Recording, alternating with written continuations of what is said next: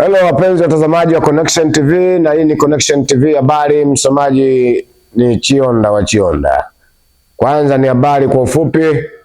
Waziri wa usalama wa Israeli Ben Gvir ashutumiwa na jumuiya za kimataifa kwa unyanyasaji. Raia 300 wa Ghana waomba kujiandikisha kurejeshwa nyumbani. Wanasema kuilazimisha Irani kujisalimisha ni ndoto ya mchana. Habari kamili. Pretoria. Anasema raia 300 wa Ghana wamejisajili katika ubalozi wao mjini Pretoria na kuchukua vibali ili kurudishwa nyumbani. Hatua hii ambayo inashughulikiwa na Wizara ya Mambo ya Nje ya Ghana imeajiri wakati kampeni ya chuki dhidi ya wahamiaji imeshuhudiwa nchini Afrika Kusini. Kuanzia mwezi April, wahamiaji wamekuwa wakikumbana na manyanyaso tofauti na vitisho kutoka kwa makundi tofauti ya upinzani. Kampeni hiyo ya March in March movement inawashikashifu wahamiaji wa kuchukua nafasi za ajira za raia Afrika Kusini pamoja na kuhusika na uhalifu.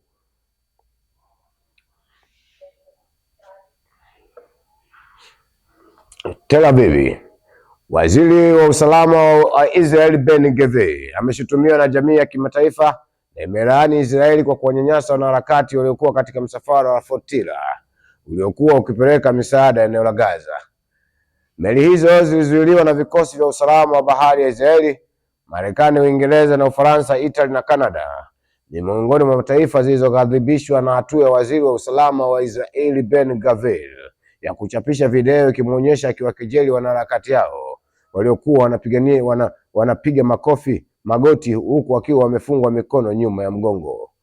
Kundi la kutetea haki za binadamu linawakilisha watu zaidi ya 430 kutoka zaidi ya mataifa 40 duniani walikuwa katika msafara wa Global Sumud Flotilla inataka wanaharakati hao waachiwe huru. New York. Mamlaka ya udhibiti wa mawasiliano nchini Uingereza Ofcom imekosoa mitandao ya TikTok na YouTube katika ripoti yake kusema kuwa mifumo ya maudhui ya mitandao hiyo si salama kwa watoto. Mamlaka hiyo inataka mitandao hiyo kuweka udhibiti kuhusu usalama wa watoto mitandaoni. Kampuni za Meta, Snap na Roblox zimesema zinashughulikia matatizo hayo na mapendekezo yaliyopewa na kuweka udhibiti mkali juu ya wabunifu na watengenezaji wa maudhui.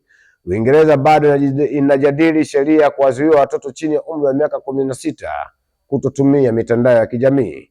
Kwa mujibu wa ripoti ya Ofcom, na TikTok na YouTube zimesisitiza kuhusu vipengele vya usalama vilivyopo kwenye mitandao ikiwemo TikTok kuzuia kutumia ujumbe wa moja kwa moja kwa watoto chini ya miaka 16 na YouTube kuweka kipengele cha muda wa kutazama video fupi shorts kinachoruhusu wazazi kuweka muda wa matumizi ya mtandao huo kwa watoto.